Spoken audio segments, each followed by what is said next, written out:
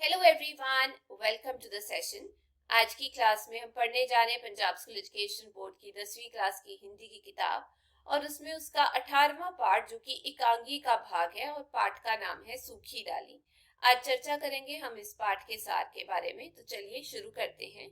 ये जो एकांगी सूखी डाली है इसे अश्क जी के चरवाहे नामक एकांगी संकलन से ली गई है। ये संयुक्त परिवारों से जुड़ी एक प्रामाणिक कहानी है जिसमें नई पीढ़ी और पुरानी पीढ़ी की सोच में अंतर को प्रस्तुत किया गया है। इस एकांगी में अश्क जी ने 72 वर्षीय दादा मूलराज के एक विस्तृत किंतु संगठित परिवार को अपनी लेखनी का केंद्र बिंदु बनाया है। दादाजी अपने परिवार के संगठन के लिए सदैव परेशान रहते हैं। दादा का व्यक्तित्व विशाल वट वृक्ष की तरह है जिसकी छत्र छाया में प्रत्येक प्राणी सुरक्षित है।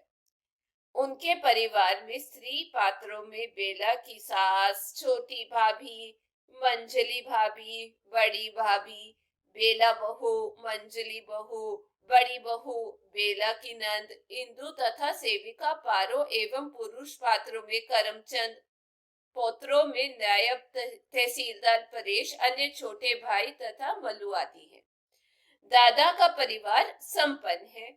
उनके पास कृषि फार्म, डेयरी और चीनी का कारखाना है। समाज में उनकी अच्छी मर्यादा है। उनका पौत्र नायब तहसीलदार और उसकी पत्नी बेला सुशिक्षित बहू है। बेला में पार्थक्य की प्रबल भावना है। वे अपने मायके को ससुराल से ऊंचा और इज्जतदार कहती रहती है। पारो जैसी पुरानी सेविका को भी वे असभ्य कहकर अपनी सेवा से हटा देती है। ननद इंदु सहित परिवार के सभी सदस्य बेला के व्यवहार से दुखी रहते हैं। उसका पति परेश भी उसके व्यवहार के प्रति चिंतित रहता है।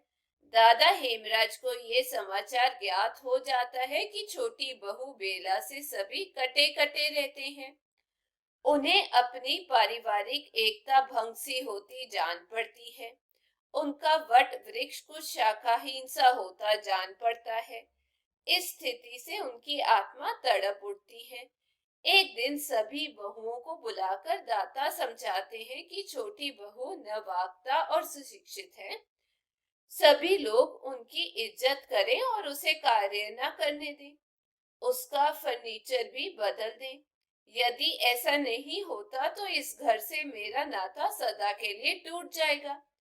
देखते ही देखते सभी लोग बेला का आदर करने लगे और हिलमिल कर बातें भी करने लगे। इंदु अब गंदे कपड़े स्वयं धो लेती और बेला को छूने तक नहीं देती। इस पारिवारिक परिवर्तन से बेला चकित हो उठती है। परिवार में अब उसका सम्मान बढ़ गया था। परिवार के नवीन व्यवहार से वह द्रवित हो उठती है। एक दिन इंदु के साथ जबरदस्ती वह भी कपड़े धोने चली जाती है। उसे ऐसा देखकर दादा कहते हैं कि कपड़ा धोना उसका कार्य नहीं है। उसे केवल पढ़ने लिखने में लगे रहना चाहिए। उत्तर में बेला का गला भर आता है और वह कहती है, दादाजी आप पेड़ से किसी डाल का टूटकर अलग होना पसंद नहीं करते, पर क्या ये चाहेंगे कि पेड़ से लगी वे डाल सूखकर मुरझा जाए? बेला के इस कथन से दादा का उद्देश्य पूरा हो जाता है। तो ये था इस पाठ का, इस एकांगी का सार। मैं उम्मीद करती हूँ आप सबको समझ आ गया होगा। यदि आपको वीडियो भी अच्छी लगी तो चैनल को लाइक शेयर सब्सक्राइब करना मत भूलिएगा।